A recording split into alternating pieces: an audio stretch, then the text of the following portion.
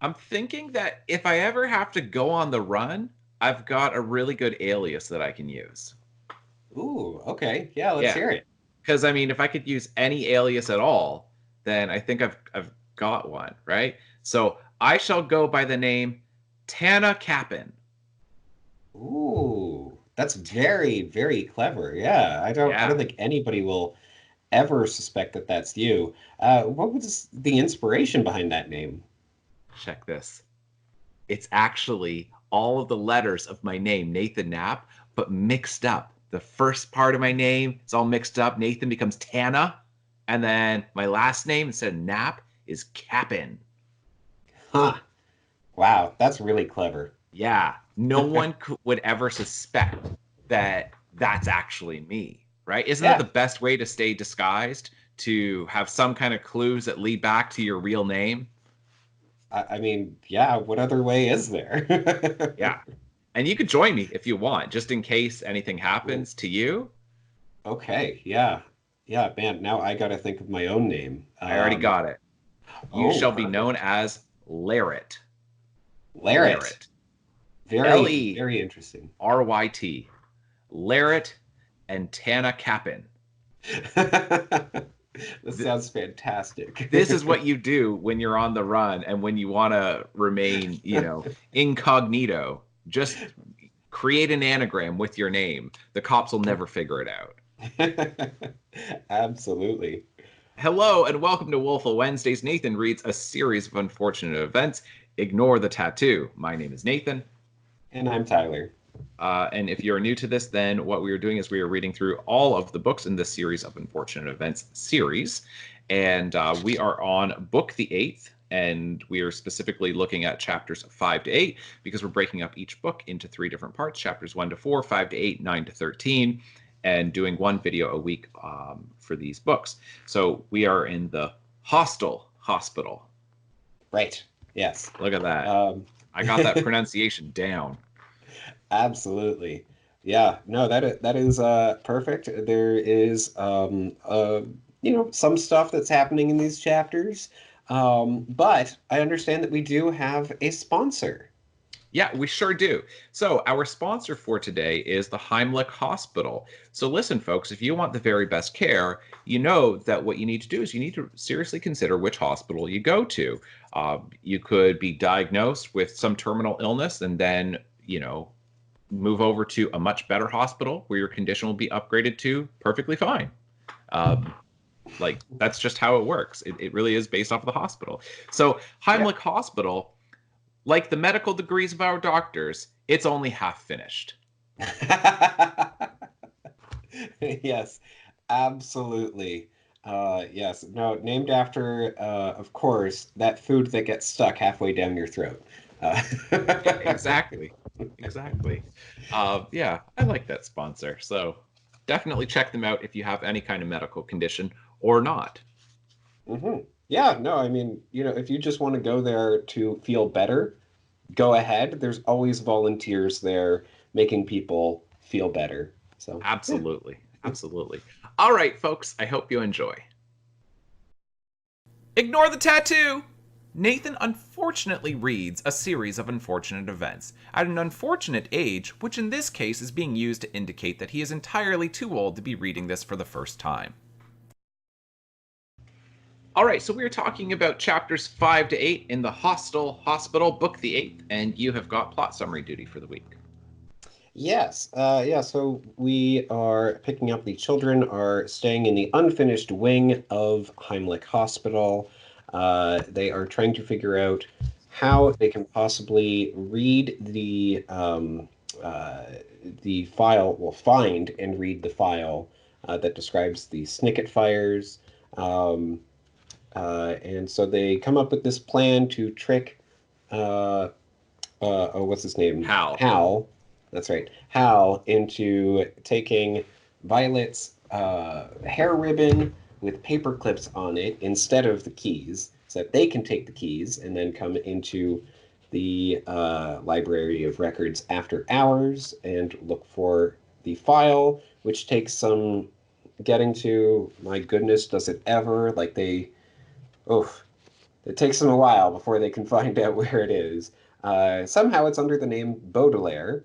Um, and just as they find it and find out that, supposedly there is a survivor of the fire described in this file under the name Baudelaire. Um, Allegedly. right, yes, allegedly, whose whereabouts are unknown. Um, so just as they discover this, then Esme Squalor has broken into the Library of Records, searching for that very file. Um, and the children, well, Klaus and Sonny manage to escape out through the delivery chute, um, while Violet is left there because she cannot fit in there, and she is supposedly or allegedly, um, uh, yeah, no, she is by all accounts captured by Esme, and Mhm. is now being held by Count Olaf and Esme somewhere within the hospital.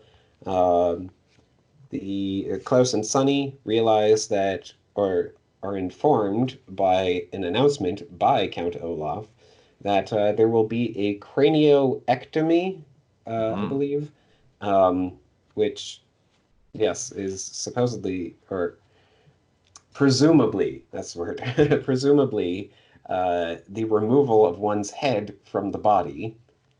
So yeah, that's fun. So then Sonny and Klaus go with the VFD, the Volunteers Fighting Disease, trying to find where Violet is hidden, and they end up stealing this manifest of all the different patients and realizing that Violet's name must be hidden, encoded as an anagram.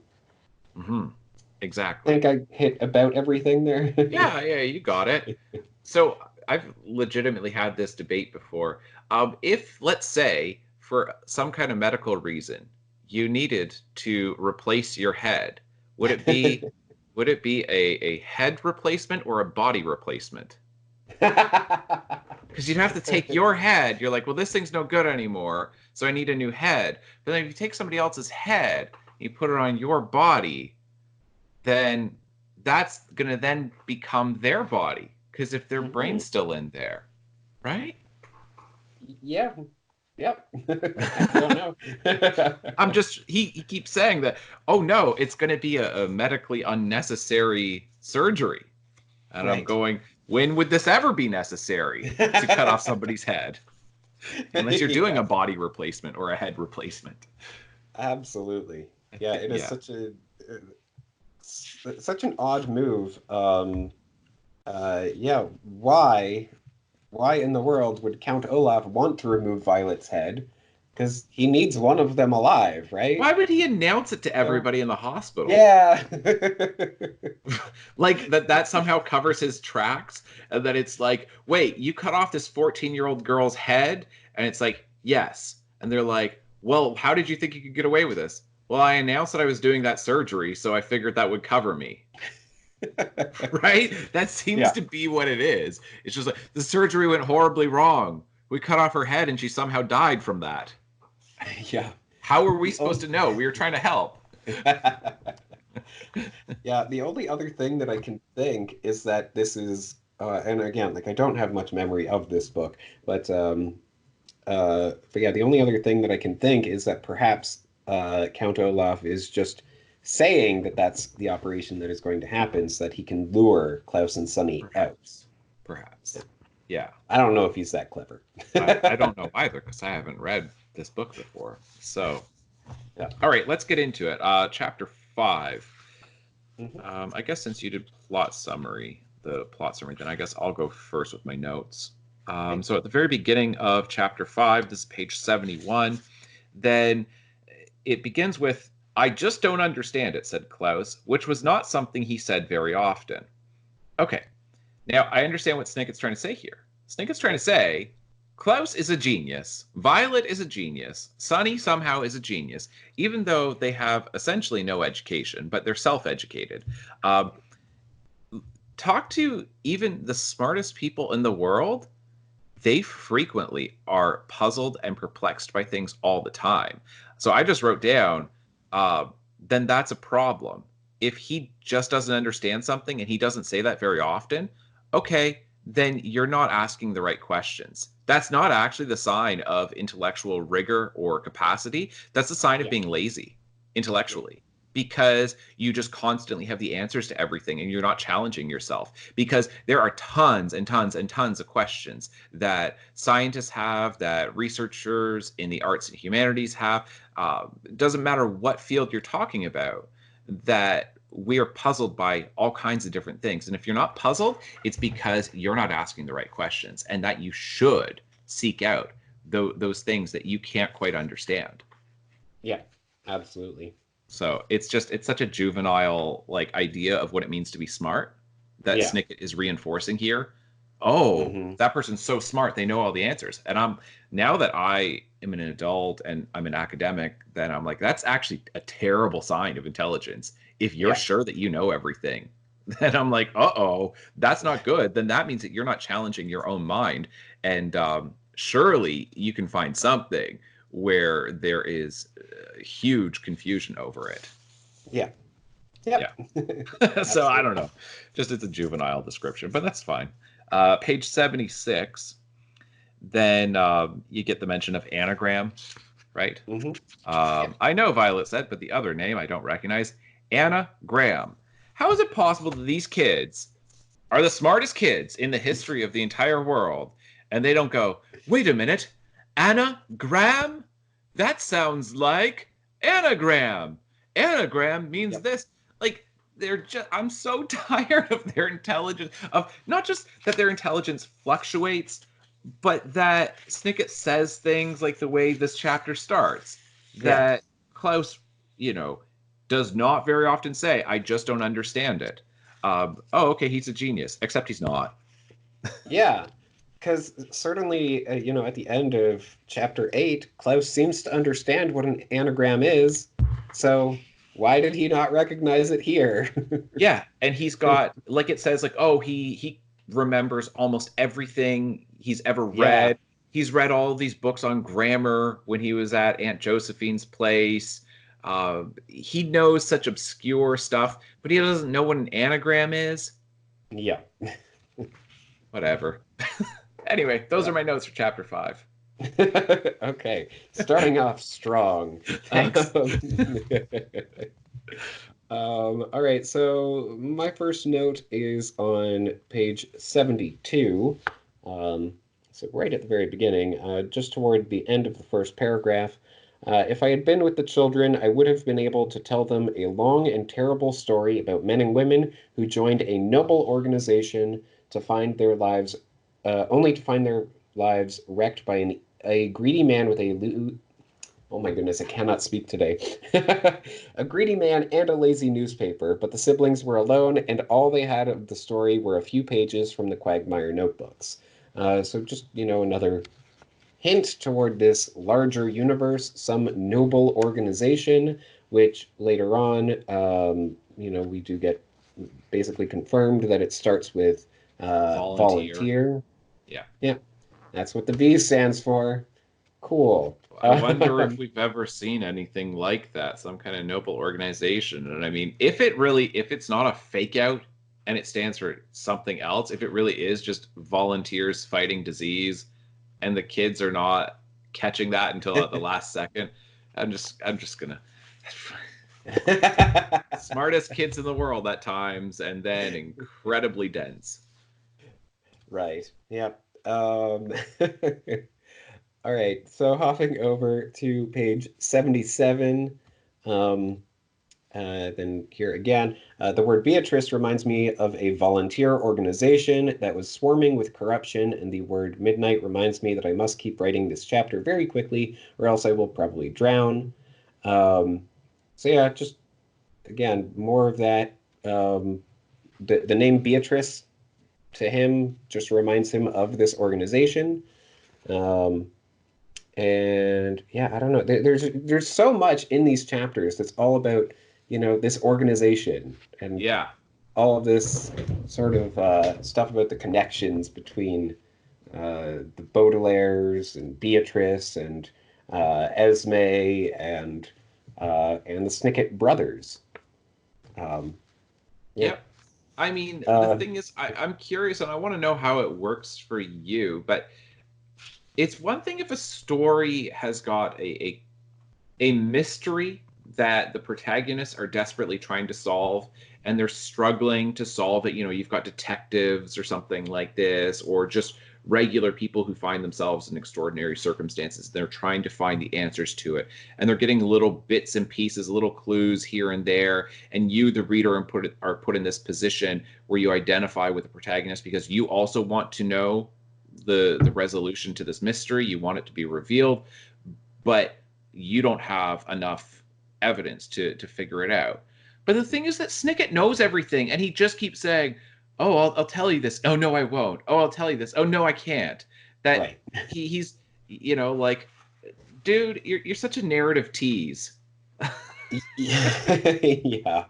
Um, yeah, and I mean that really comes to a head at the beginning of chapter 6. Not to hop ahead too much, but just the very beginning of chapter 6 with him saying this is not a tale of Lemony Snicket. It is useless to tell the Snicket story because it happened so very long ago and because there is nothing anybody can do about the way it has turned out. So the only reason I could possibly have for jotting it down in the margins of these pages would be to make this book even more unpleasant, unnerving, and unbelievable than it already is.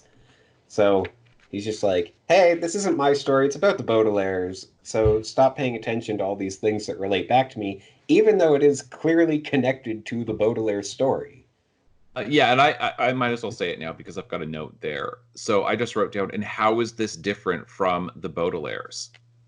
Okay, so if you say the story of the Baudelaires, it's useless to tell the Baudelaire story because it happened so very long ago and because there's nothing anybody can do about the way it had turned out. So the only reason I could possibly have for jotting it down in the main text of these pages would be to make this book unpleasant, unnerving, and unbelievable.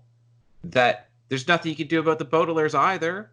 So Right. your story's more recent, Snicket. You see what I'm saying? Is that this Yes. criticism of, well, there's nothing I can do to, like, you can't change the story. It's already happened, and it happened so long ago that we can't affect any change on this. So therefore, I shouldn't tell it. He says that about his own story, but then he goes and tells an even older story. Right. Yeah. It's such weird logic. Yeah. Yeah. No, for sure. Yeah. And so just on that note, then uh, again, I don't mean to jump around too much, No, but no, again, that's okay. That's all fine. related here. Then yeah, at the bottom of page 90, um, then then Lemony Snicket writes, when I will suddenly remember this thing I did and think to myself, was it really necessary? Was it absolutely necessary to steal that sugar bowl from Esme Squalor? Hmm. So, okay, he stole a sugar bowl. Um, and this is interesting because, of course, um, in the AirSat's elevator, then Esme shouts at the children, just like Beatrice stole from me. Yes. So it seems that it might have been Lemony Snicket who stole this thing, but somehow Beatrice was blamed for his bad thing. Could be. Yeah. So that's my reading of that, at least. Hmm. Um, yeah.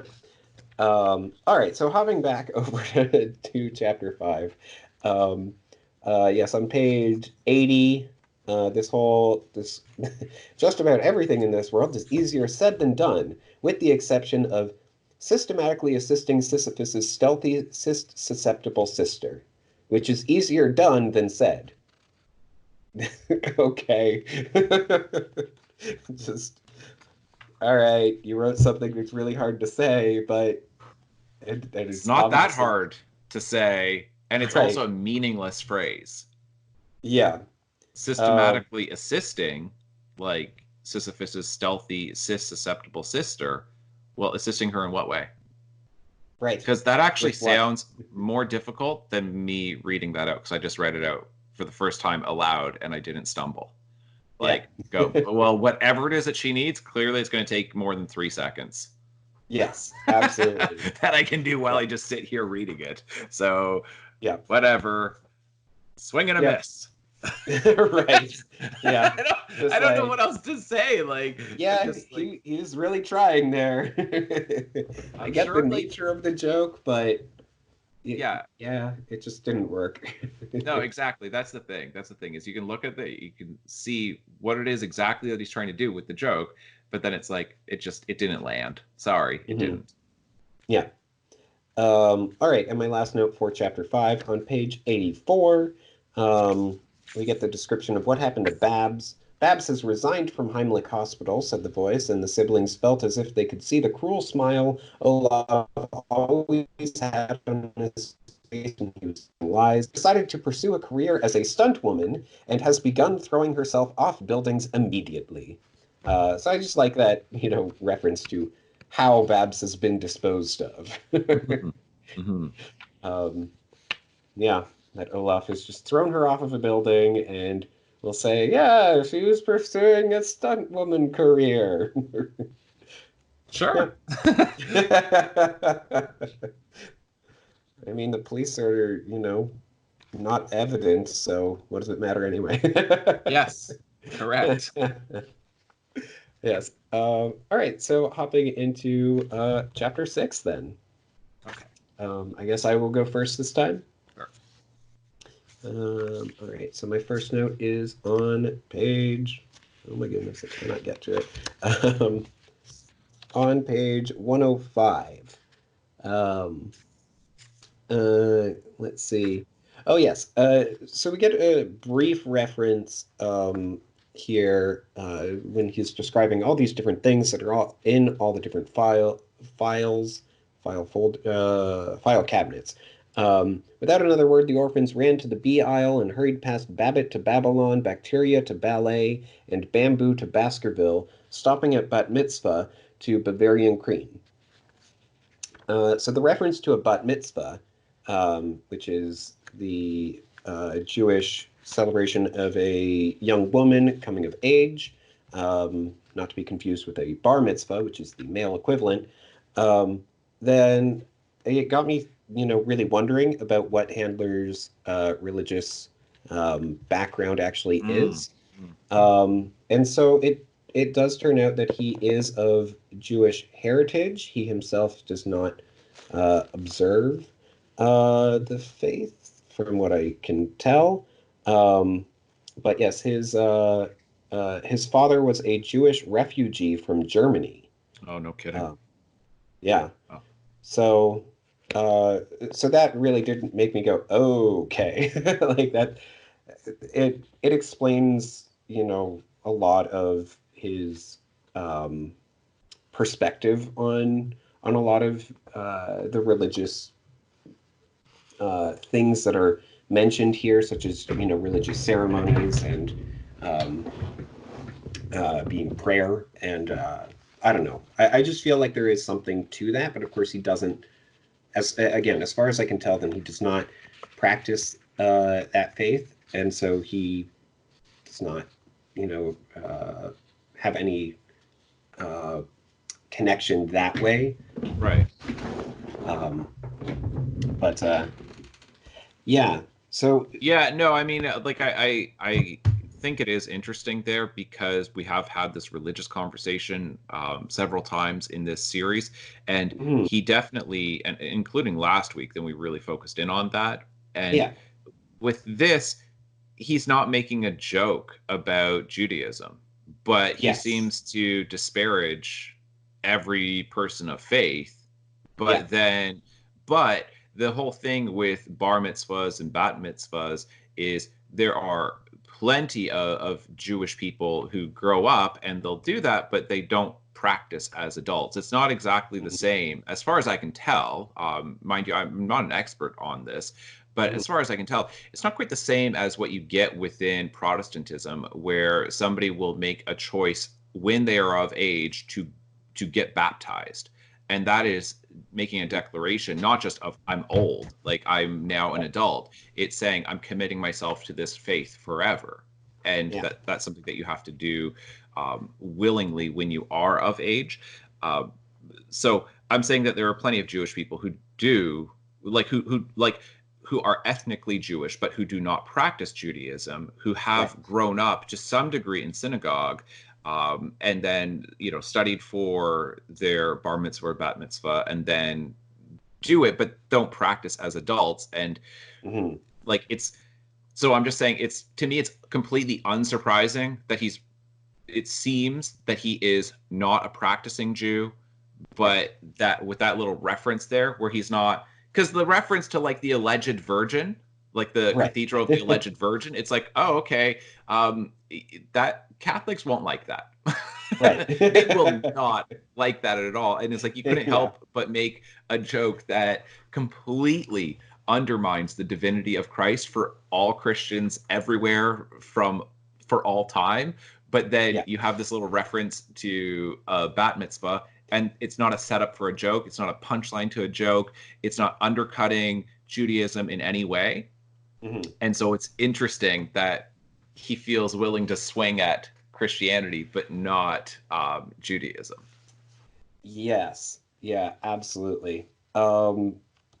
Yeah, so him being of Jewish heritage, then it does, we had talked before about like implicit bias and everything like that. And I think that, there is something to that, specifically with these chapters. Again, the beginning of chapter 6, starting out with, this is not a tale of Lemony Snicket. It's useless to tell that story. It's done. It's over with.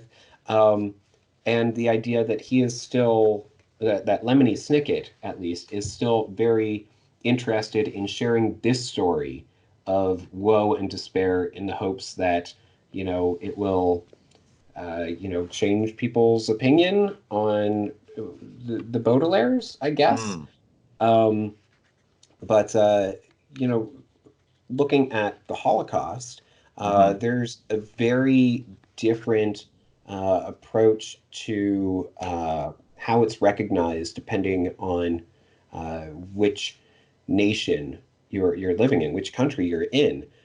Where in Germany, then they actually share about it like constantly, Hmm. like on Hmm. a monthly or even weekly basis. Like Yeah. they say, these are the things that happened that are Yes. terrible, and we need to acknowledge them so that they don't happen to anybody else again. Yes. And there are other parts of the world where they just don't, really focus on them, where they're just like, yes, this is a thing that happened. It was terrible. Let's not talk about it. Right.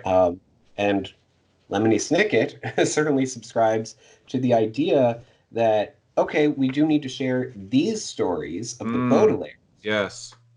But then it's interesting that he's like, well, I don't want to tell the story about Lemony Snicket, though. And I think that that's probably in large part, a reflection on it's not about me, it's about preventing it from happening again. Yes. I hear what you're saying. That is interesting. That is interesting. Uh, hmm. I'm gonna have to think on that. Yeah. Yeah, no, I do think that there's something there. And again, like, I Yeah, feel no, like we I could don't disagree. definitely write, an entire essay on this, on this one topic. But yeah, we don't have time to get into all of that, and I haven't thought through it Yeah, all the way. that's the thing is So, I haven't done enough thinking on it, but that is really interesting. Hmm. mhm. um, all right. So moving on to page 108, we get this reference to Jacques standing with a man. Yeah, standing next to Jacques was a man who was turned away from the camera so that children could not see his face, only one of his hands, which was clutching a notebook and pen, as if the obscured man were a writer of some sort. The children had not seen Jacques Snicket since he was murdered, of course, and the writer appeared to be someone they had never seen at all. But standing next to these two people were another two people the Baudelaire children thought they would never see again, and it is, of course, the Baudelaire parents. Um, so it is certainly implied that that is Lemony Snicket. Hmm. At the author info at the end of every single book, you never see his face. Hmm. He's always turned away, or yeah, just hiding his face in some way or another. Hmm. And we did get that reference as well in the Quagmire's notebooks Mhm. of, you know, yeah, there, Snicket never shows his face. Mhm. Um, yeah, so the more interesting thing is that the children apparently have never met or seen Lemony Snicket. Um, yeah, so that is very interesting Mhm. that despite Lemony Snicket being so invested in the Baudelaire story and clearly being connected to it in some way, Mhm. with his brother Jacques and everything, then he never met the Baudelaire children. Right.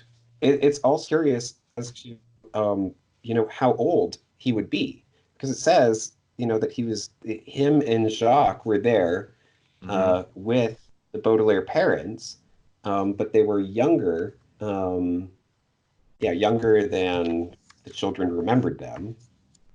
So yeah, more timeline confusion, I suppose. That's the thing. It's such a confused timeline.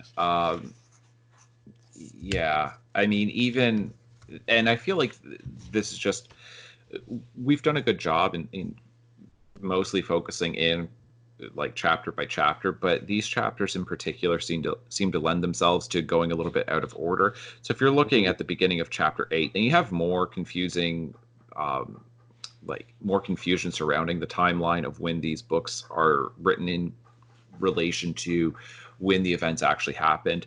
Because at the very Mhm. beginning of chapter 8 on page 129, it says Heimlich Hospital is gone now and will probably never be rebuilt. Um, and this is weird because before, when we had the austere academy, then it said that like the kids never returned there again. Not Right. Yeah, well, it specifically mentioned that the Prufrock prep hadn't been used in years. yes, Yeah, that it had been abandoned for years. So, yeah. but then he mentioned the Baudelaires and I think also the Quagmires, but certainly the Baudelaires, saying that they never went back to that. Not they Uh, had never yeah, gone back to that. right. Like Yeah, there's like it was another location that he was referring to, but yeah, yeah, he certainly did say but that I they think it never was went from the back there. austere academy. Yes. Yeah. Then yeah, he talks about this place. I think it was a lake or something like that, saying that they've never gone back there, and not to this day, which then Right. implies that they're dead. They're long dead Yeah. because not they can't that's the implications that they can't go back. But then with this one, it's saying Heimlich Hospital's gone now and will probably never be rebuilt. If you want to visit it, you have to convince a farmer to let you borrow his mule, for nobody in the surrounding area is willing to go within 12 miles of its wreckage. Once you arrive, you can hardly blame them. And then he continues on. And it's just such a weird, because at times, then it sounds like he is hot on their heels, that he is in that place that they just were. You know what I mean? Hmm. Even with the, like a couple books ago, where he's writing from inside the fountain, the Yeah. foul fountain or whatever it's called, from the Vile Village. And Hmm. well, the fountain's still there, and he's writing from within there. Like, but Right. then with this one, oh, the hospital's so long gone. It's just like, wait a minute, the hospital's been abandoned for how long? But then you talk about like, it at times it seems like he's catching up to them, and at other Right. times it's like it's a distant memory of them even existing. So Hmm. it's I don't think you can find order in this. Right. Yeah. Um, yeah. All right. So those were my only notes for chapter 6. Okay. I've only got one, and so this is on page 99. Really, like it goes over several different pages, but from 98 forward, the way like he's really taking his time, Snicket is, or really Handler is, in explaining, like giving all of these different examples. And I'm assuming they're supposed to be funny examples of all of these different names organized alphabetically, or I don't know. Yeah. Um, I don't know. but the only thing that I can think is that he's trying to teach traditional academic research skills. And these are Hmm. skills that younger students, do not necessarily have intuitively, of understanding how to find something, especially if you're looking at something like, let's say, um, like volumes from an encyclopedia, right? Mhm. That if it covers multiple letters or even a filing system, it's not immediately obvious. Like it, maybe you might feel like it should be, but it's not. Um, and this has only, been exasperated with the rise of everyone having cell phones and smartphones and like Right. wireless internet. Because like 20 years ago, then yes, there were cell phones and all of this, but it wasn't the same as what it is now. You're basically always online. Yeah. And so I know that like my students, even like years ago, couldn't find anything in a dictionary. They just like, no, I'm not kidding. I would Mhm. race them like in French class. Then I would challenge my students. I would say, they're like, oh man, who uses a dictionary anymore? Because I would use a print dictionary. And they're like, we Mhm. all have our phones. I said, I guarantee you, I will race all of you. 30 students in the classroom. I said, give me like somebody like come up with a word. We'll see who can find it first. And then they would come up with a word. And while they're trying to type it in and wait for it to load, I would got it. And then I would beat all of them because if you do it enough, you get crazy fast at being able to find things alphabetically. Yeah. But if you never do it, then Yeah. it's just like, wait a minute, A, B, C, D, Yeah. what comes right? Like Yeah. so I specifically remember when I was working in one office and I had to do filing. Then we had to file things alphabetically, and there would be, some other slightly younger people I was working with who wouldn't quite get how to file things alphabetically, and I mean like they would get the first letter of the sure. last name, but then beyond that, then they would Mhm. just give up. They And just so give it would up. just be like, SN comes before SC or whatever. And it's like, well, no, that's not, you have to keep going. You just go. Yeah. You And get so, next yeah, it letter, was, next letter, next letter. Yeah, I mean, yeah, this is like the Dewey Decimal System, and then the Library of Congress system is, like I've worked with both, but I'm more familiar with the Library of Congress system because I did work in the university library for a while, in part shelving books, and like you have to know that, like the numbers and the letters and how to read it all. But this is a skill. It's a skill that you yeah, have to learn, you have to work at to be good at it, and I guess it can seem kind of mysterious when you're younger of right. Yeah. how is it that an office is organized and how is it that even a library is organized, and I feel like that's what we're getting with this. I think it's debatable how necessary it is for him to give as many freaking examples as he gives. Yeah, I agree entirely. That's what I'm saying. Like, are they supposed to be funny? Are they supposed to be meaningful? And some of them, I guess, are kind of interesting. But I mean, if your idea of interesting is just reading like the word but not the entry in an encyclopedia, like you're gonna love the index then, because that's all that this is. It's just random words. Yeah, absolutely. Yeah. That's all that I Yeah. had for chapter 6. And I don't have any notes for chapter 7, so you can go ahead and go through yours. Okay. All right. So chapter 7, top of page 112. Um, oh yes, just 111 into 112. I like this brief sequence where the children are remembering their parents, because it's something that we've only previously gotten, uh, very general statements of, oh yes, they remembered their parents.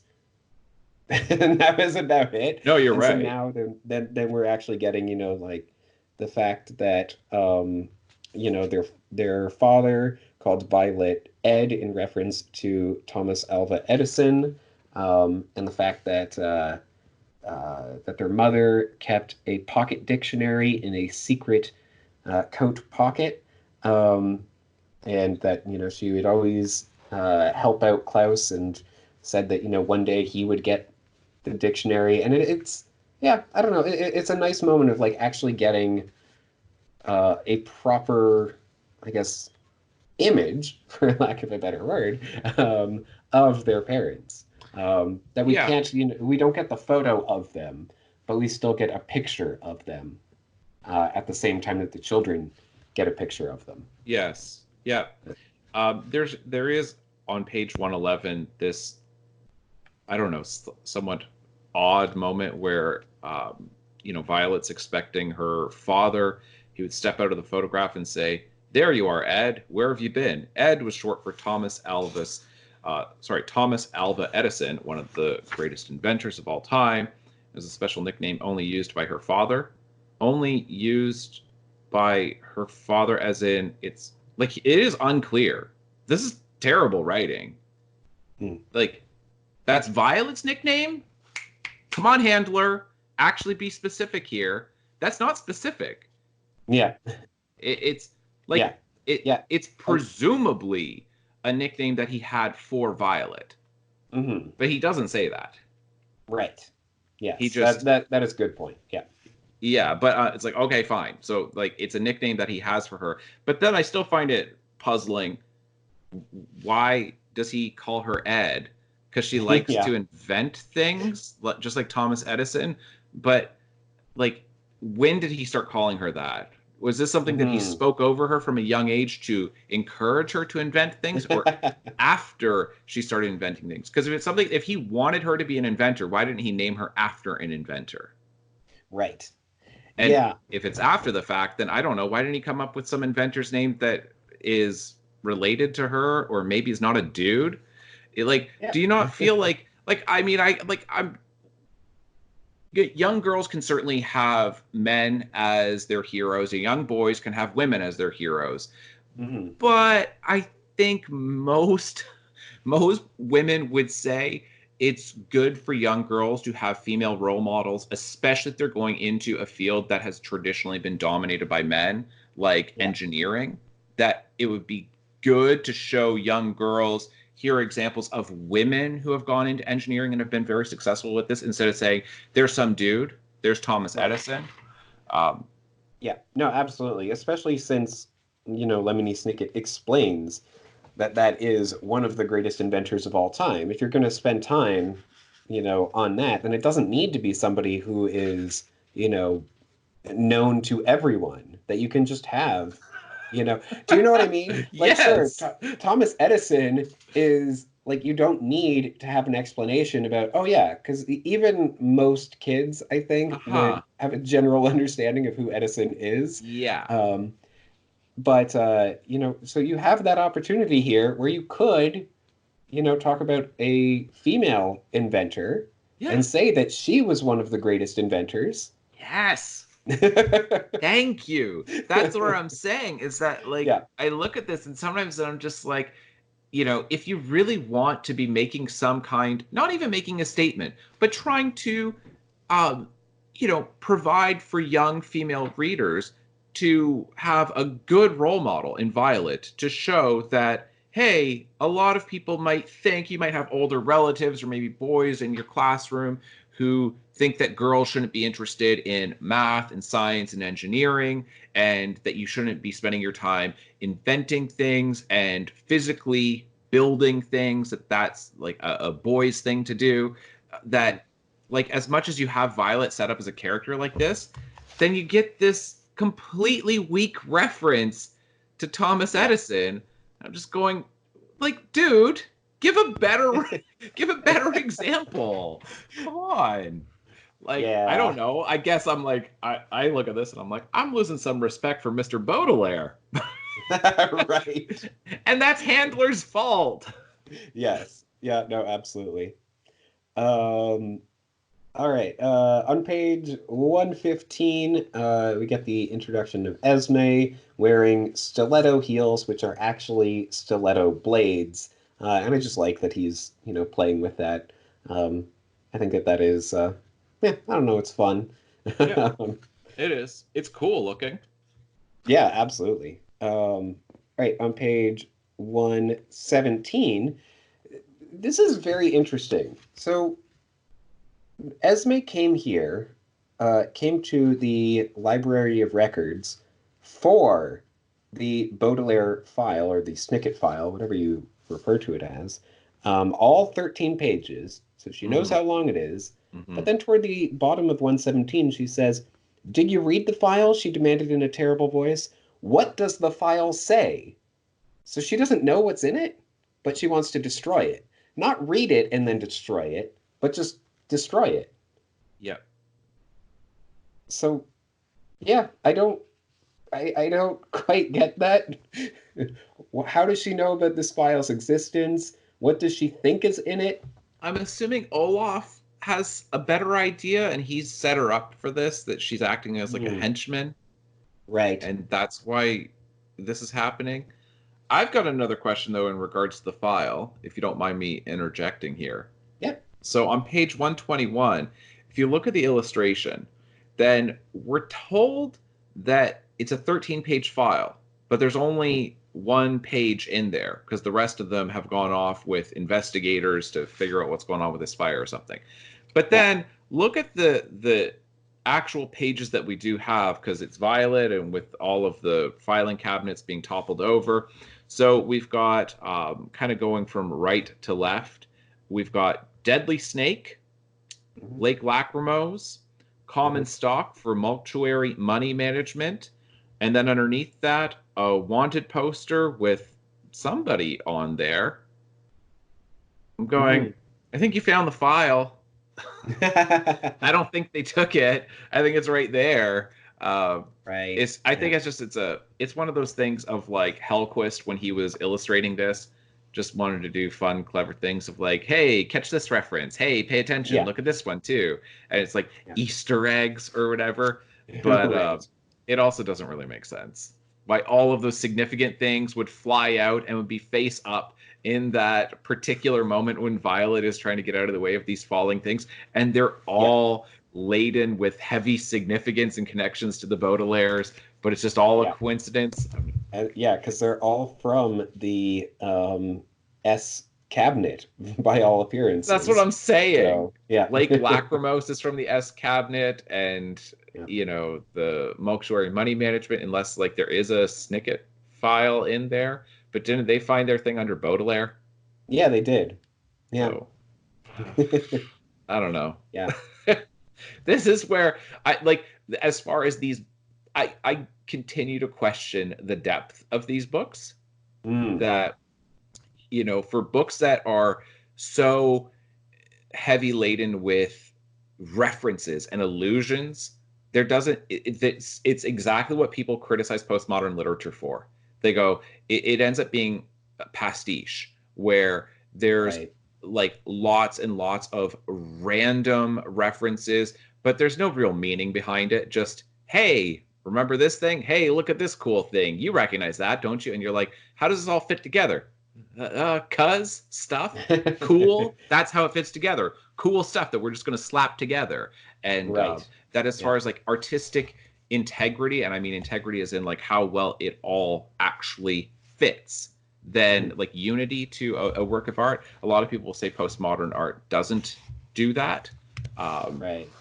and Yeah. so, anyway, I tend to be a fan of postmodernism. And so, but I'm going, this isn't such a great example of it, though. It kind of. Right. Uh, oh, your mic kind of went a little fuzzy there. Is it better now? Yeah. All right. So my next note is on page 123. Um, yeah, just this whole escape through the chute here. I like that it was actually set up earlier. I think in chapter 4, um, when Snicket had described the size of the chute, then he said that it was probably, that Sonny would be able to fit in it and Klaus might be able to squeeze in it, just slightly larger than Klaus or whatever. And then we're getting this payoff here. Oh, your mic is off again. How about now? Yeah, you're good. I don't understand what's wrong with it. Um, but yeah, so that's all. I just think that it's a nice uh, it's a nice kind of foreshadowing. Yeah, yeah, that's fair. All right, moving on to chapter 8. Um, and I suppose you can go first this time. Sure. All right. At the very beginning of chapter 8, page 129, I already mentioned that part that you get these weird timelines in regards to the age of the hospital. The Mm-hmm. next part that I have is on page 147. So this is almost at the end of the chapter. Then you get a couple. I don't know if you have got more to say about this, but you do have a couple references here to some writers. And Mm, again, it's like just there's a whole bunch of stuff where there's like, look at all these references, and it's like, yeah, but right. what's behind the reference? And that's Yeah. exactly what I'm talking about. That's exactly what people criticize in regards. They'll criticize this specific thing about postmodern literature and postmodern art, where they'll say there's going to be lots and lots of references that makes it seem like it's ingenious and insightful, but ultimately, uh, it's not doing anything. Mm-hmm. So. Um, just reading from the middle of that page where you've got alias Sunny said, which meant maybe she's listed under a different name. That's Mm-hmm. true, Klaus said, looking at the list again. After all, Mattathias's, is that how you would say it? Or I think so. Yeah. yeah, so Mattathias's real name is Count Olaf Mattathias. Is I did look it up. Then he was a oh, I guess this is significant. I didn't think about it before because I didn't know that Handler's background is Jewish. Uh, but like I think second century Jewish man who resisted the like I did a tiny bit of research, but resisted the Hellenization of Judaism at the time, so didn't want the Jews to become like the Greeks, and wanted to like maintain their Jewish identity, language, culture, all of that stuff, and acted like essentially like defended like lived in the hills. And I think I haven't done enough research on it. I literally just looked at a few lines just to see if there was much to it, but defended against that, I think, um, through force potentially, but at the very least resisted that influence of the Greeks. And so I'm like, well, it kind of sounds like a heroic Jewish figure then historically. Like he's a Mm, good dude in history. So why the hell would you name Olaf after him? Like why would Olaf choose that name? right. Like he doesn't sound like he's a villainous figure from history. Especially not for Jewish people. Sounds like it's somebody that they would revere. So like Mm-hmm. hanging on to their religion and their culture, their history, their language, all of that stuff. And I'm going, how is that a good representation for Olaf? Like, why would he be interested in that? I don't Yeah. know. Yeah. Because I mean, even though Handler, again, as far as I can, as my search led me, then he does not practice the faith, and he still seems to have some sort of not necessarily affinity, but he's not completely opposed to it. So Right. the role of Mattathias wouldn't be, as far as I know, wouldn't be villainous to him. No. So, Well, I don't yeah, think anybody really sees him as being villainous. I mean, unless like you right. really identify with the cause of second century Greeks and you're like, yes, absolutely convert Jewish people to like Greek culture and like all of that. Like, all right, I think we've got our technical issues solved, hopefully. Yep. Anyway, uh, so I mean, at least today, then we tend to have a lot more tolerance for religious diversity. Do you know what I mean? So Mhm. I don't see like people looking at somebody like anybody who knows more of the history of Mattathias. If you can explain how he's viewed historically, if you've done any research on it, especially if you're already familiar with it and it's not just a cursory study of him, if you can let us know. But it just seems odd that you're going to name the villain like the villain in your series is going to take on the name of this historical figure who doesn't seem villainous. He doesn't seem like a bad dude historically. So what's going on with that? And that's where I get frustrated with these books. Is I Right. don't think that they're necessarily clever. It's not clever just to it's like essentially what South Park has criticized Family Guy for in the past, where they're like, everybody thinks that it's so funny. Like they'll have like I don't know if you've ever seen the episode. I don't watch South Park, but I've seen the clip of it, of them making fun of Family Guy, where they just have like dolphins who just grab random cultural references as like a ball, like a lottery thing, and then it spits out like two of them or whatever, like one at a time. And then it's like, that's how they come up with their jokes. It's just random cultural reference, make that joke. Random cultural reference, make that joke. Like just some kind of pop culture reference. And then saying, that's not clever, that's not insightful. And you get it that like Trey Parker and Matt Stone with South Park, because they're so specific in social commentary and it's so topical that they go after things that are in the news and that are on people's minds. That's not just random stuff. They are targeting certain things to satirize, that they would have an issue with Family Guy, that Family Guy is much more postmodern than South Park in that way. Right. South Park is much more of a traditional satire. So anyway, I look at this and I do get kind of frustrated by that, because I'm like, it's not clever just to make random references. Anybody can do that. And then then you have a couple others. This is on page 147 still. So then, so after all, Mattathias' real name is Count Olaf. Maybe he made up a new name for Violet so we couldn't rescue her. But which person is really Violet? She could be anyone from Mikhail Bulgakov to Haruki Murakami. And so Bulgakov was a Russian, 20th century Russian writer, I believe, Soviet era. And then Haruki Murakami is, I believe he's still writing. He's still alive and still writing, but a Japanese writer.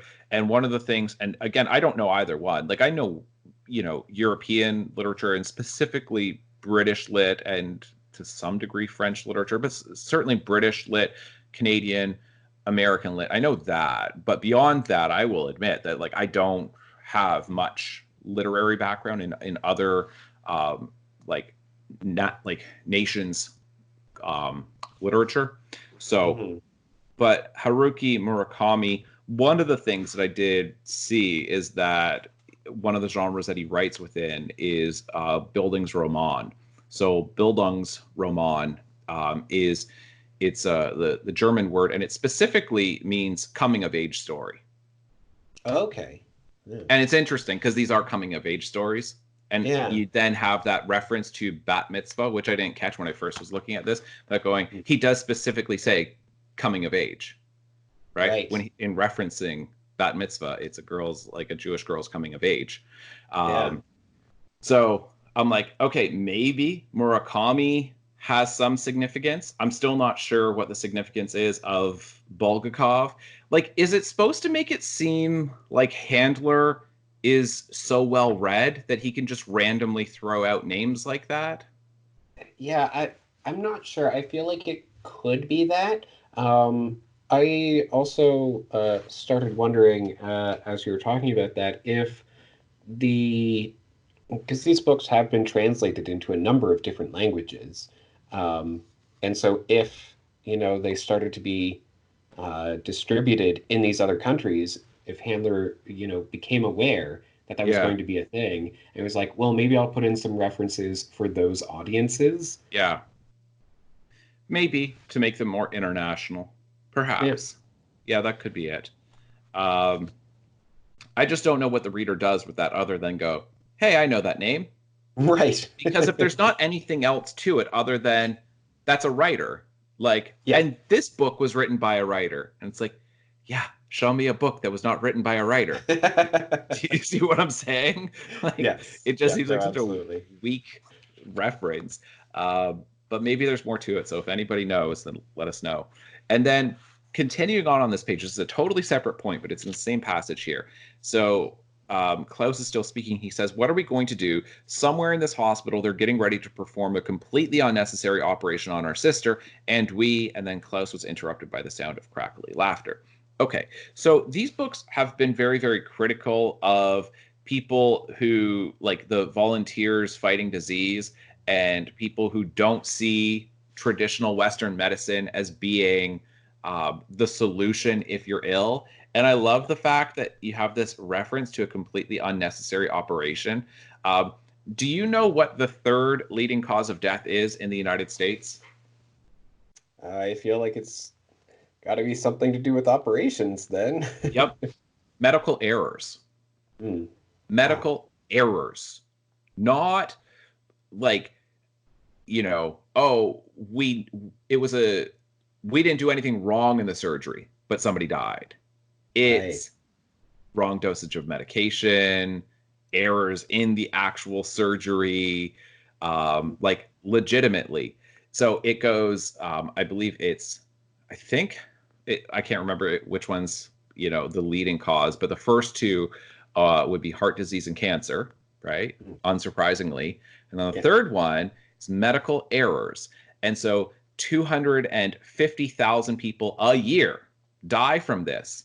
So 250,000 people a year, and that's a conservative estimate. It could be as high. The estimates go into the 400,000s, potentially 400,000 people just in the United States alone are dying from medical errors or into some, like, you know what I mean, unnecessary operations or Right.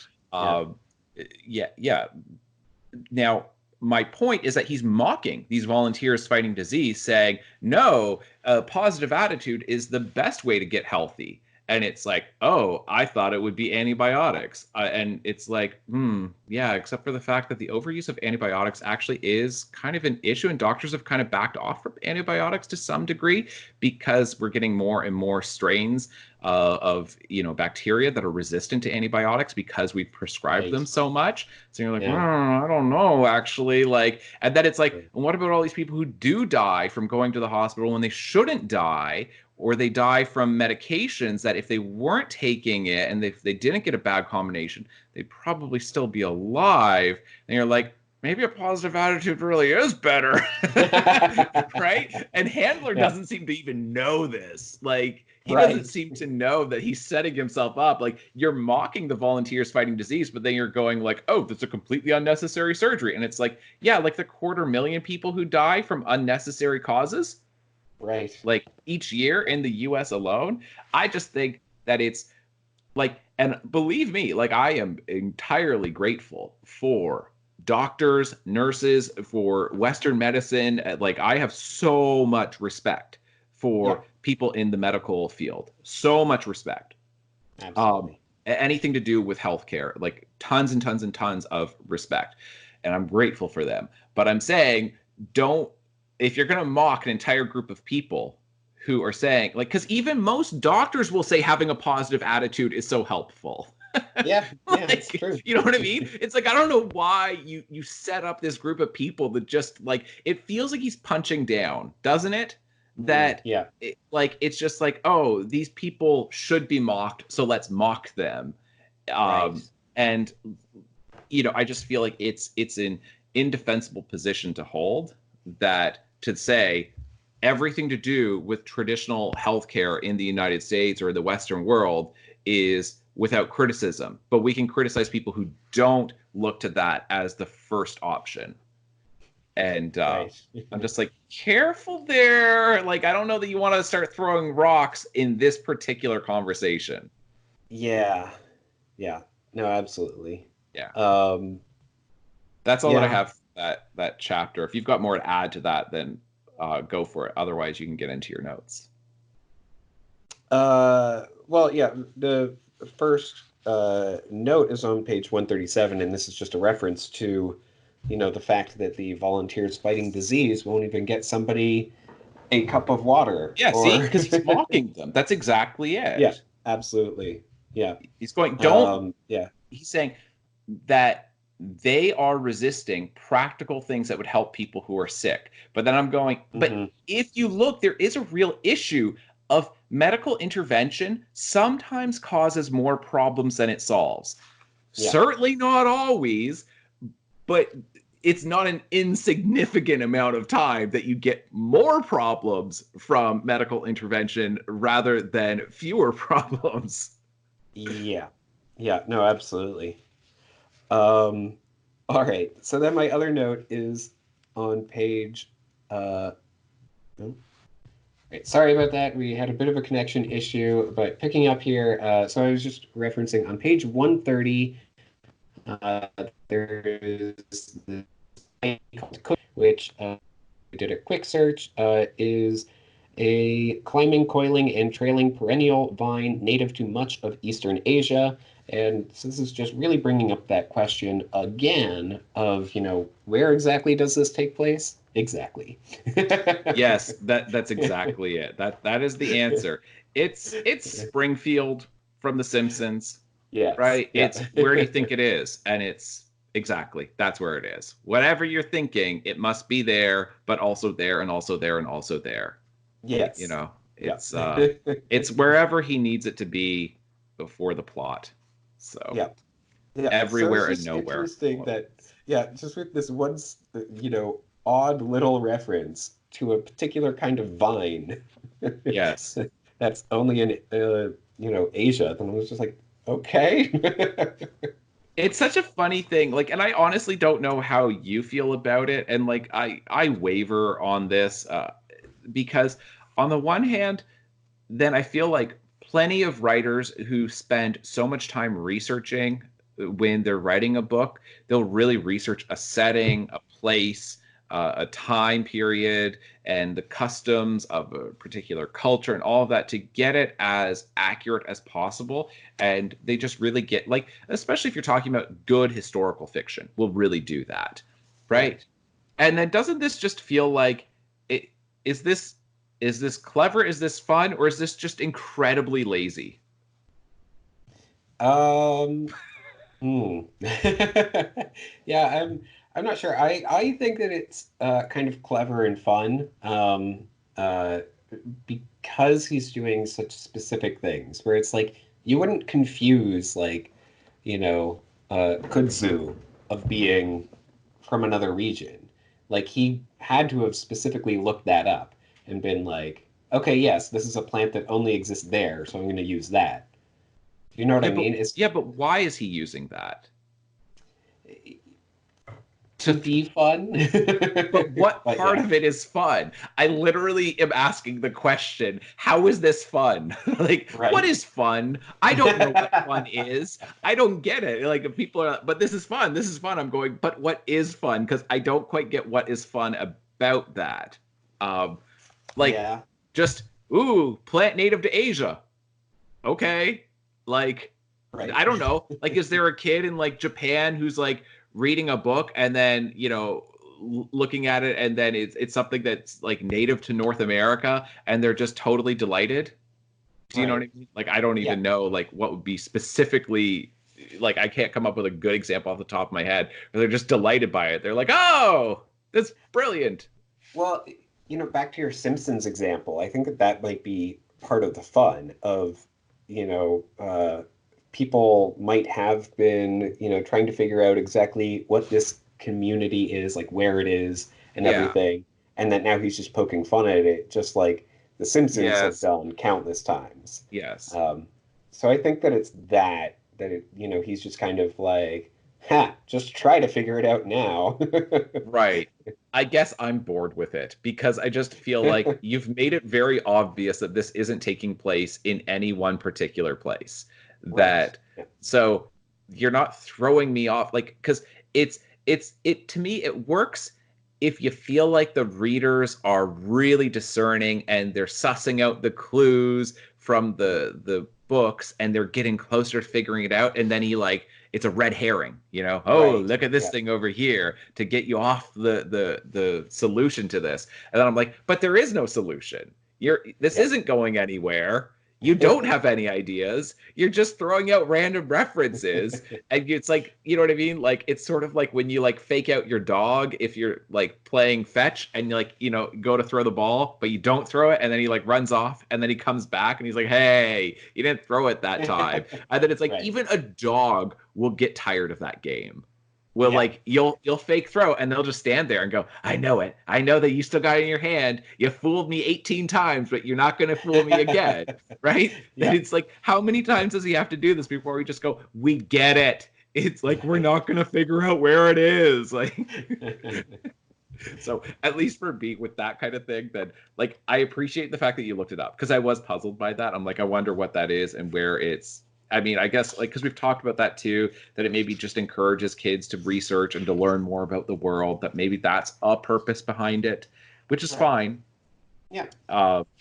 I just, uh, yeah, I'm a little bored with it, but that's okay. Like, Yeah. these books are not meant for me. So I'm saying if they're not working for me, that's fine because I'm not the target audience anyway. Yeah. Yeah. No, absolutely. But yeah, so those were my only notes for chapters 5 to 8. Okay.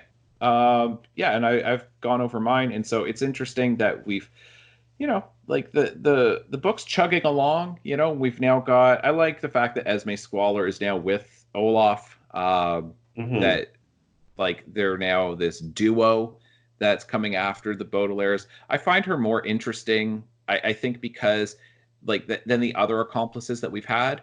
I think in Mm. part because they spent some time with her, didn't realize that she was connected to Olaf, and Yeah. so and that she's abandoned her life to go and be with Olaf is Right. interesting too. And anyway, it's a See, nice little addition. yeah, and that's kind of why when we were reading the Ersatz Elevator when we first started, then I said that it was one of my favorites because it introduces Esme and yeah, this whole new villainous character, accomplice, Hmm. uh, for a significant remainder of the story at the very least. So yeah, at least for a few books Right, afterward, which is nice. right. I mean, and like it's obvious like where we're gonna kind of go from here.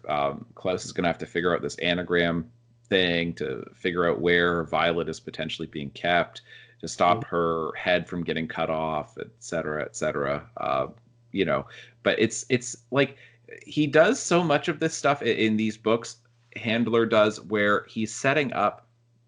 He gives them these tasks that the kids insist are so important, and then he takes so long while they do these tasks. You know what I mean? Whether Yeah. it's oh, we need to heat up the irons like from like the fire to like be able to like cut through this, and like giving us this whole long process, as if it's an instruction manual. And then with this it's oh, okay, well, if he's using anagrams, then he's like, Sonny, I need your help. And it's like constantly trying to fit this in here of she has sharp teeth. So how can she Right. possibly be useful? Oh, there's cans of alphabet soup. So I'm going to have to like get you to crack that open with your teeth because alphabet soup has got letters. So then I can take Violet's name and then rearrange them, or Olaf's name and rearrange it. And it's like, or a pen. Right. Like, why do you need to crack open a can of soup? This is the messiest way of dealing with letters. Absolutely.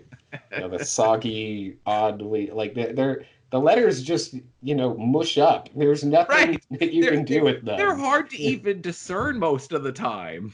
Yeah, it's just, yeah, and I don't even think that they have all the letters. I don't think So, so either. how many Because cans of soup is he gonna have to open?